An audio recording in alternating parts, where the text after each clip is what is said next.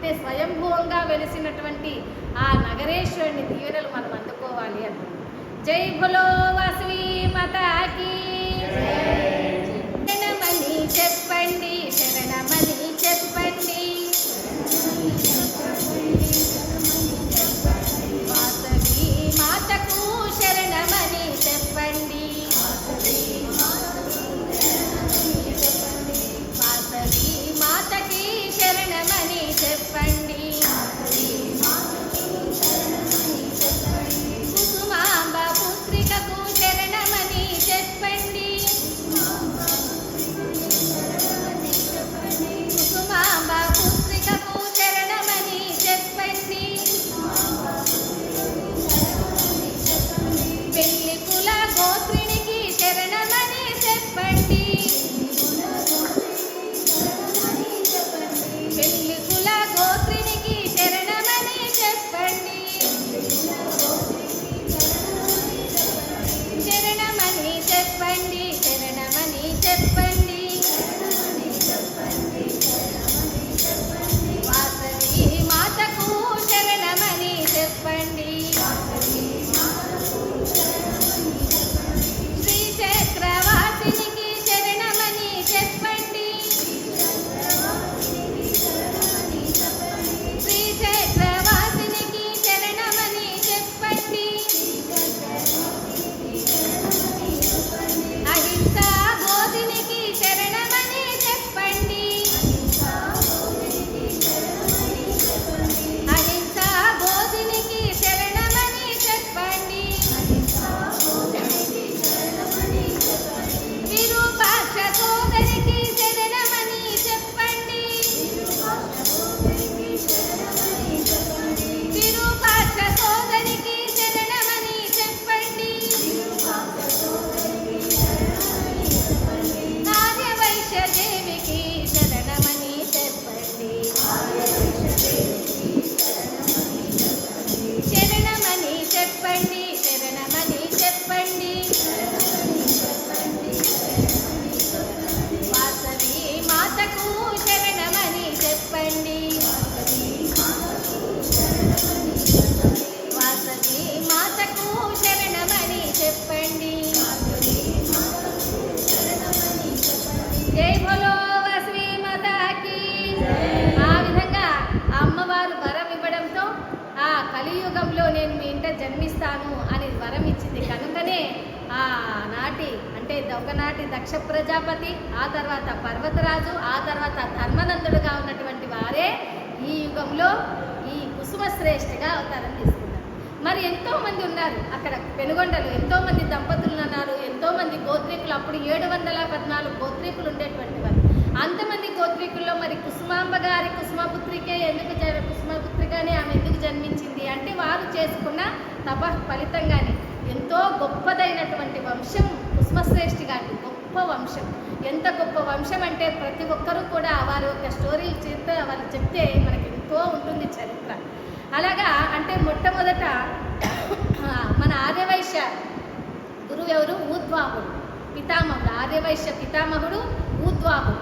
ఆయన కుమారుడే సోమకాంతుడు, ఆయన కుమారుడే విరోచనుడు, ఆయన కుమారుడే ముచుకుందుడు, ఆయన కుమారుడే తులాధరుడు, ఆయన కుమారుడే జీవధరుడు, ఆయన కుమారుడే మణిధరుడు, ఆయన కుమారుడే మణిగిరియుడు, ఆయన కుమారుడే జటిలుడు, ఆయన కుమారుడే భద్రుడు, ఆయన కుమారుడే హయగ్రీవుడు, ఆయన కుమారుడే సత్యవంతుడు, ఆయన కుమారుడే శివశ్రేష్ఠి, ఆయన కుమారుడే గోముఖ శ్రేష్ఠి, ఆయన గోముఖ శ్రేష్ఠి యొక్క కుమారుడే మనకి కుముద శ్రేష్ఠి, కుముద శ్రేష్ఠి కుమారుడే కలిహర శ్రేష్ఠి, కలిహర శ్రేష్ఠి కుమారుడే కుసుమ శ్రేష్ఠి, కుసుమ శ్రేష్ఠి యొక్క వంశమే వాసవి మాత విరూపాక్షుడు. ఈ విధంగా ఆ విరూపాక్షుని పుట్టబోయేటువంటి వారు కూడా అనేక మనకి ముందు కాలంలో మనం చరిత్రలో కూడా తెలుసుకుందాము. ఆయన మణిగుప్తుడు అనమాట. ఇలాగా కుసుమ శ్రేష్ఠి వంశం ఎంతో గొప్పదైన వంశం. ప్రతి ఒక్కరి చరిత్ర అంత విశాలంగా వారి యొక్క చేసిన కార్యక్రమాలు వారి గొప్ప వంశంలో అమ్మవారు జన్మించబోతుందన్నమాట. మరి ఇది ఇలా ఉండగా ఒకానొక శుభ సందర్భంలో ఈ కుసుమాంబ కుసుమశ్రేష్ఠి ఎప్పుడైతే కలియుగంలో జన్మించి జన్మించారో ఈ కుసుమశ్రేష్ఠికి బాల్యంలోనే అంటే చిన్న వయసులోనే ఆయన ఎంతోమంది విద్యార్థులు ఉండగా వారు అనేకమైన నక్షత్రాలు ఎలాగ ఉంటాయో వెలుగుతున్నాయో, స్వాతి నక్షత్రం ఏ విధంగా అయితే చిత్తాకార్తలు వెలుగుతుందో అలాగా కుసుమశ్రేష్ఠి కూడా ఎంతోమంది విద్యార్థులు ఉండగా ఆయన అంత గొప్ప తేజస్సుతో ఉండేటువంటి వారు కుసుమశ్రేష్ఠి. ఆయన గుణగణాలు అంటే ఆయనకు చక్కగా వయసుకు తగినట్టుగా యజ్ఞోపవీతం అంటే ఉపనయనం అంటాం కదా, యజ్ఞోపవీత ధారణ, తర్వాత వివాహము అన్ని సమయానికి సరిగా జరిగాయి. కుసుమాంబ గారితో వివాహం జరిగింది. ఆ తర్వాత 16 సంవత్సరములు ఆయనకు సంతానం లేదనమాట. ఆ సంతానం లేకపోయేసరికి ఆ కుసుమశ్రేష్ఠి గారు తన గురువు గారైన భాస్కరాచార్యులు వారు అంటే బ్రహ్మదేవుని అంశే భాస్కరాచార్యులు కదా, ఆ భాస్కరాచార్యులు వారు ఎక్కడుంటారు అంటే ఆ పెనుగొండ క్షేత్రంకు దగ్గరలోనే ర్యాలీ అనే పట్టణం ఉంటుంది. ఆ ర్యాలీ పట్టణానికి వెళ్ళి గురువు గారితో, స్వామి మాకు ఎంతకాలమైనా సంతానం లేదు కనుక మీరు మాకు సంతానాన్ని ప్రసాదించండి, మేము ఏం చేయాలో ఏ వ్రతం చేయాలో చెప్పండి అన్నారు. అప్పుడు ఆయన, మీరు సంతానం కోసం అని అన్నారు కనుక పుత్రకామ్యేష్టి యాగం చేయండి.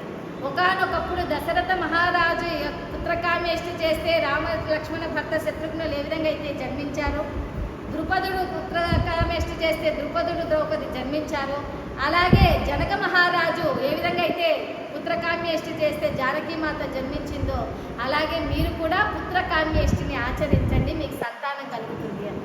అప్పుడు కుసుమశ్రేష్ఠి వారు వారి యొక్క రాజ్యంలో ఉన్నటువంటి అనేకమైన నగరాల్లో అంటే పూలపల్లి, తోటపల్లి, వరం నుంచి అనేకమైన పూలు తెప్పించి ప్రతిరోజు నిత్యం భగవంతుని పరమేశ్వరునికి ఈశ్వరారాధనకు ఆ పువ్వులన్నీ కూడా పత్రి అంతా కూడా పూజ చేసేటువంటి వారు.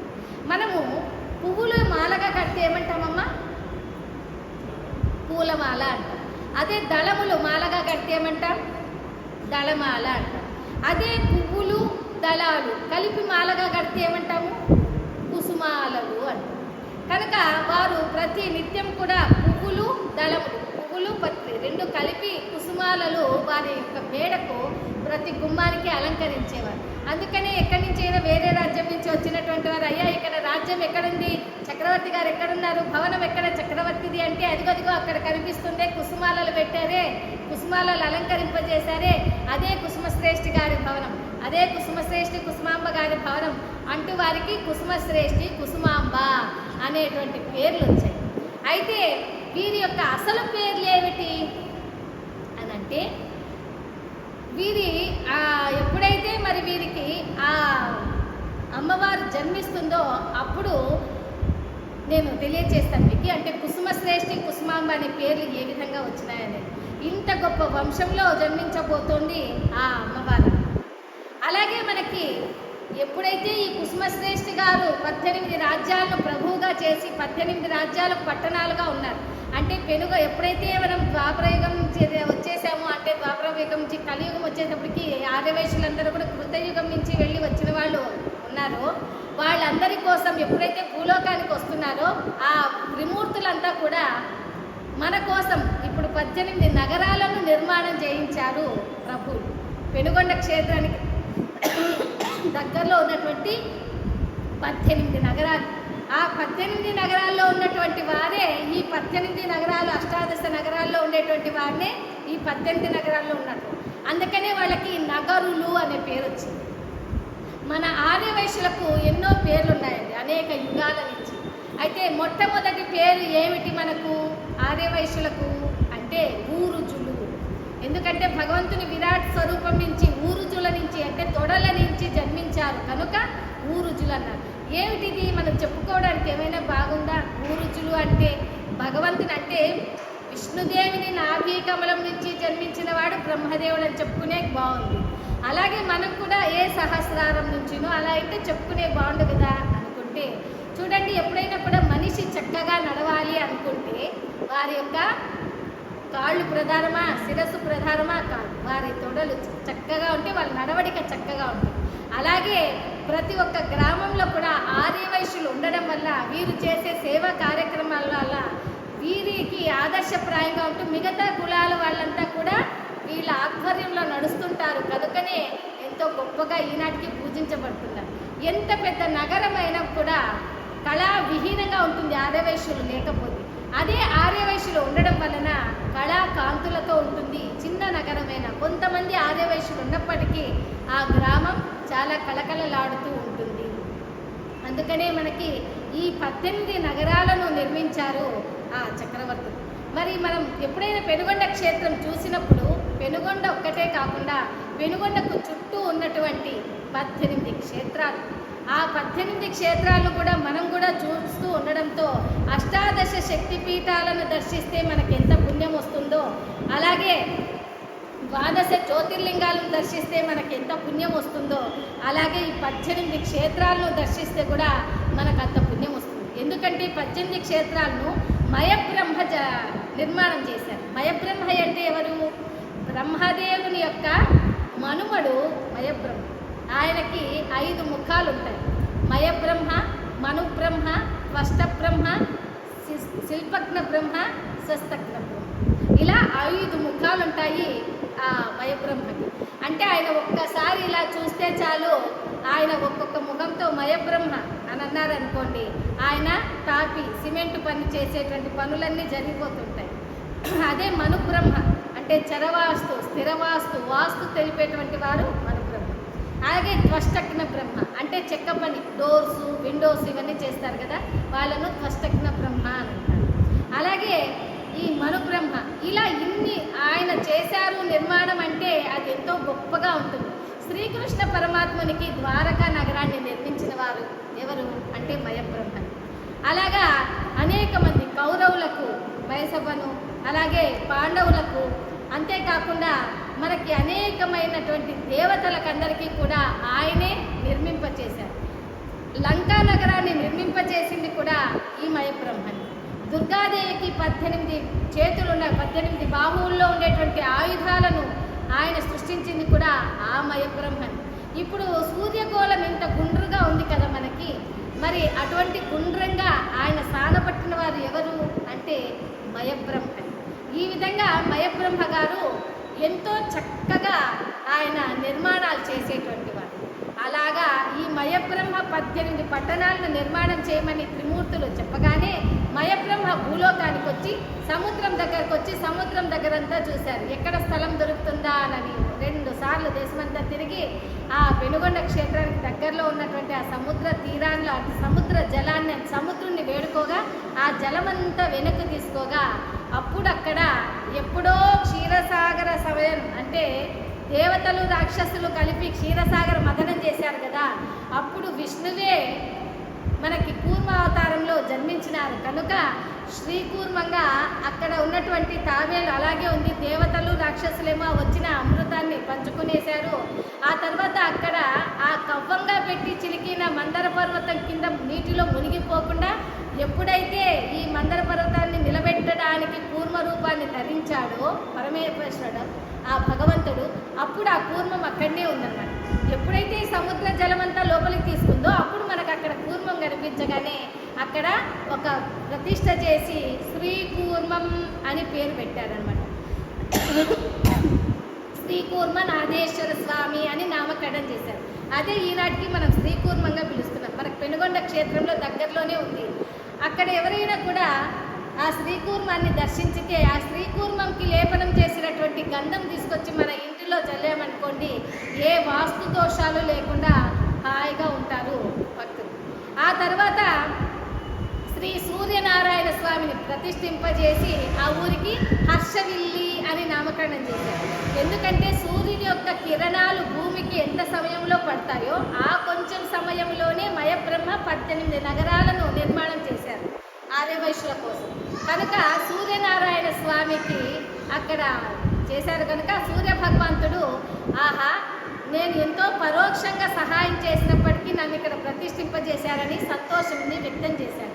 సంతోషాన్ని వ్యక్తం చేశాడు కనుకనే హర్షము అంటాం. హర్షము అంటే సంతోషం, కనుకనే హర్షవిల్లి అని అంటున్నాం. ఇప్పుడు ఈ రోజున అది అరసవిల్లిగా పూజిస్తున్నాం, అరసవిల్లి అని చెప్పుకుంటున్నాం. అలాగే మనకి విజయేశ్వర స్వామి అని ప్రతిష్ఠ చేశారు. విశాఖము అని పేరు పెట్టారు, విజయనగరం అని పేరు పెట్టారు. అలాగే మనకి శ్రీ కనక మహాలక్ష్మి అమ్మవారిని ప్రతిష్ఠింపజేసి విశాఖపట్టణం అని మనకి ప్రతిష్ఠింపజేసి నామకరణం 3 విశాఖలు కలిసేలాగా, అంటే వైశాఖ మాసము, విశాఖ నక్షత్రము, అలాగా విశాఖ అమ్మవారు కనుక 3 విశాఖలు కలుస్తాయని విశాఖపట్టణం అని నామకరణం చేశారు. ఆ తర్వాత వీర వెంకట సత్యనారాయణ స్వామి వారిని ప్రతిష్ఠింపజేసి ఆ గ్రామానికి వీరనారాయణపురము అని నామకరణం చేశారు. అది ఈనాటిని మనము అన్నవరంగా పిలుస్తాం. చూసారమ్మా, ఎక్కడైనా అన్నవరం చూసారు? ఎప్పుడైనా మీరు చూసారా? అన్నవరం అని పిలుస్తున్నాం. అన్నవరం కూడా మన ఆర్యవైశ్యుల వల్లనే ఆ ఊరికి పేరు వచ్చింది. అలాగా మనకి తర్వాత కుక్కుటేశ్వర స్వామిని ప్రతిష్ఠింపజేసి పీఠికాపురము, పిఠాపురంగా ఈనాడు పిలుస్తూ ఉన్నాం. ఆ విధంగా తర్వాత సర్వేశ్వర స్వామిని ప్రతిష్ఠింపజేసి జగన్నాయకపురము అని నామకరణం చేశారు.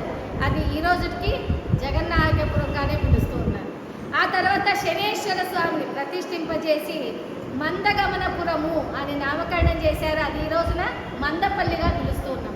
అంటే ఇవన్నీ కూడా ఈ పేర్లన్నీ ఇప్పటికీ అమ్మవారి దగ్గర పెనుగొండ క్షేత్రానికి దగ్గరలో ఉన్నటువంటి పేర్లే. ఈ ఊర్ల పేర్లన్నీ కూడా, ఈ నగరాలన్నీ కూడా అమ్మవారి చరిత్రలోనే ఈ గ్రామాలకన్నిటికీ కూడా ఆ విధంగా ఈ పేర్లన్నీ కూడా వచ్చున్నాయి.